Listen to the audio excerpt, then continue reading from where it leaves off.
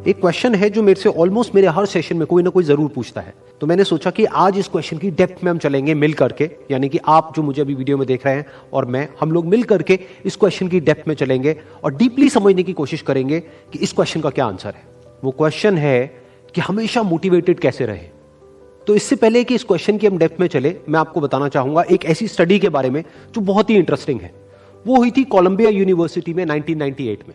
एक प्रोफेसर ने स्टडी को किया जिसमें कि बहुत सारे बच्चे थे जो कि सारे 5th स्टैंडर्ड के थे और उनको पजल्स थी बहुत तरह तरह की सॉल्व करने के लिए। उसमें से कुछ पजल्स बहुत ही मुश्किल थी, कुछ बहुत ही आसान थी। उसके बाद में जब उन बच्चों ने उन पजल्स को सॉल्व किया तो उसके बाद में सभी बच्चों को एक ही बात कही गई कि आपने बहुत अच्छा किया। बस यहां पर एक छोटा सा फर्क था। आधे बच्चों को उन्होंने कहा कि आपने इतना एक्स्ट्राऑर्डिनरी इसलिए परफॉर्म किया क्योंकि आप बहुत ही ज्यादा इंटेलिजेंट हो, और बाकी के जो आधे बच्चे थे उनको कहा गया कि आपने जो इतना एक्स्ट्राऑर्डिनरी परफॉर्म किया उसकी वजह थी आपका हार्ड वर्क। फिर उसके बाद में दोबारा से इन सब बच्चों को कुछ पजल्स दी गई सॉल्व करने के लिए, जिसमें से कुछ बहुत ही आसान थी और कुछ बहुत ही मुश्किल थी। अब यहां पर कुछ बहुत इंटरेस्टिंग निकल करके आया जो किसी ने एक्सपेक्ट भी नहीं किया था। वो बच्चे जिनको कहा गया था कि आप बहुत इंटेलिजेंट हो, बहुत स्मार्ट हो, उनको जब वो पजल्स मिली तो उन्होंने क्या किया, जो मुश्किल पजल्स थी उसको छोड़ दिया, आसान पजल्स के ऊपर काम करना शुरू किया, और उसमें भी कुछ देर बाद ही वो बच्चे बोर हो गए। दूसरी तरफ से वो बच्चे जिनको कहा गया था कि आपने इतना एक्स्ट्राऑर्डिनरी परफॉर्म इसलिए किया क्योंकि आपने हार्डवर्क किया, उन्होंने सिर्फ आसान पजल्स को अटेम्प्ट नहीं किया बल्कि मुश्किल से मुश्किल पजल्स को भी अटेम्प्ट किया और सॉल्व किया। फिर उसके बाद में जब ये पूरी स्टडी कंप्लीट हुई तो उन बच्चों से पूछा गया कि किसको ज्यादा मजा आया इसको करने में।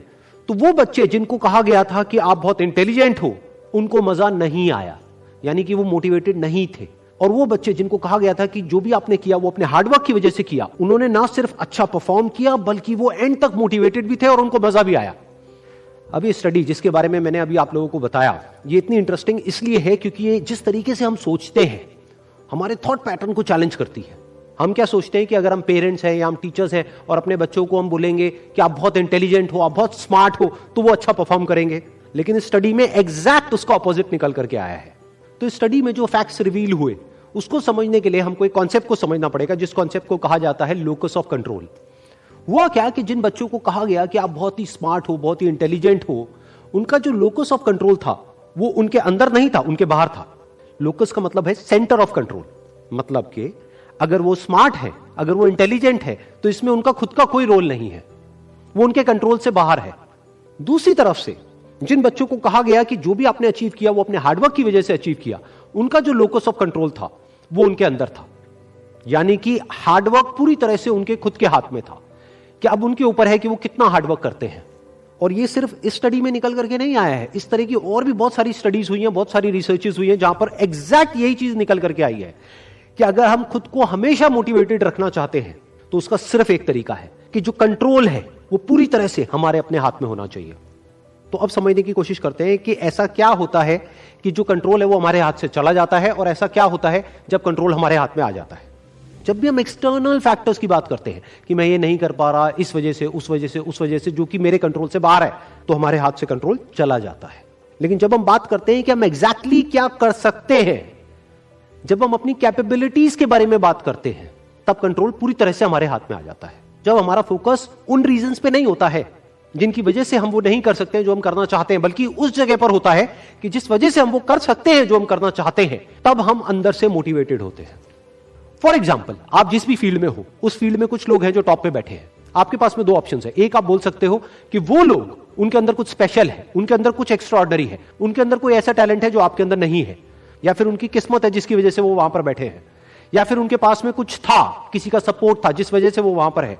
अगर इसमें से ऐसा आपने कुछ भी बोला तो आप फंस गए। अब आप मोटिवेटेड नहीं रह सकते उस काम को करने के लिए जो आप काम कर रहे हो, क्योंकि अब कंट्रोल आपके हाथ से बाहर है। क्योंकि अब अगर आपके पास में वो है ही नहीं जो उनके पास में है, तो अब आप वो कैसे बन सकते हो जो कि वो बन चुके हैं। लेकिन अगर आप ये बोलते हो कि जिस भी फील्ड में आप हो, उस फील्ड में जो भी टॉप पे बैठे हैं वो वहां पर है अपने हार्डवर्क की वजह से, अपने स्मार्ट वर्क की वजह से, या जो कुछ भी उन्होंने किया, जो कुछ भी उन्होंने सीखा उसकी वजह से, तो अगर वो कर सकते हैं तो मैं भी कर सकता हूं। उन्होंने भी मेरी ही तरह एक ना एक दिन कहीं ना कहीं से शुरुआत करी थी, जहां से कि आज मैं शुरुआत कर रहा हूं। तो मुझ में और उनमें अगर कोई फर्क है तो वो सिर्फ एक है, वो है टाइम का, कि आने वाले 10 साल बाद या 20 साल बाद मैं भी उन्हीं की जगह पर हो सकता हूं या उनसे भी आगे हो सकता हूं जहां पर आज वो है। तो अब कंट्रोल पूरी तरह से आपके हाथ में है। तो हमारे पास में हमेशा ये दो ऑप्शंस होते हैं, एक कि हम कंट्रोल को अपने हाथ से छोड़ दें और दूसरा कि कंट्रोल हम पूरी तरीके से अपने हाथ में ले लें। एक की कंट्रोल हमारा बाहर हो, एक है कंट्रोल हमारा अंदर। तो इस बात को हमेशा याद रखना कि आपका कंट्रोल कहीं बाहर नहीं होना चाहिए, आपके अपने ही अंदर होना चाहिए। Wish you all the very best. Thank you so much.